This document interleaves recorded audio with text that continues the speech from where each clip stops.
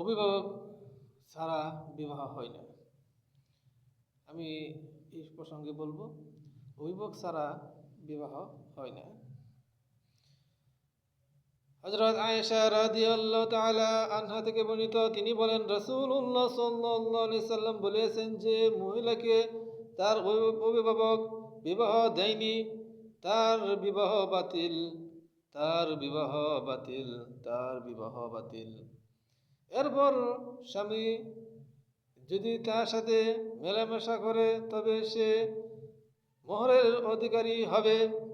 আর তাদের মধ্যে মতবিরোধ হলে তবে যার অভিভাবক নেই, রাষ্ট্রপ্রধান নয়, তার অভিভাবক।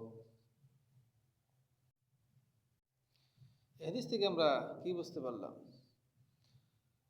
যে মহিলার অভিভাবক ছাড়া বিবাহ হয়, তার বিবাহ বাতিল, তার বিবাহ বাতিল, তার বিবাহ বাতিল।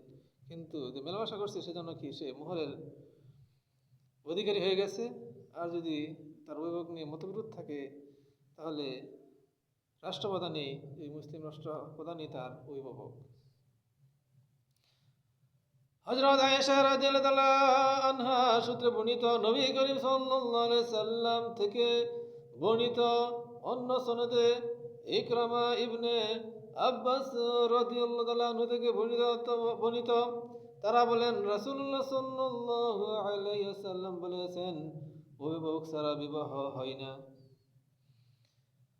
আর আরেকটি বর্ণনায় আছে যে যার কোনো অভিভাবক নেই, শাসকই তার অভিভাবক।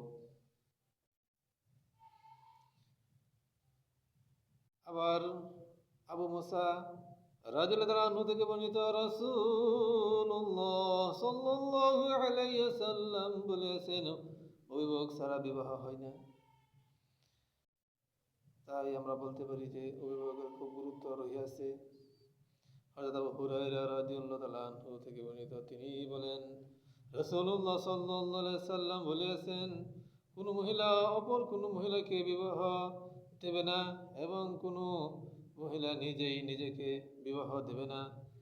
কেননা ব্যভিচারিণী সেই যে নিজেকে নিজেই উদ্যোগে বিবাহ করে। এটি একটি খুব মারাত্মক হাদিস, যে হাদিসটি আমাদের বুঝতে হবে। এই হাদিসগুলো সুনান ইবনে মাজাহ এর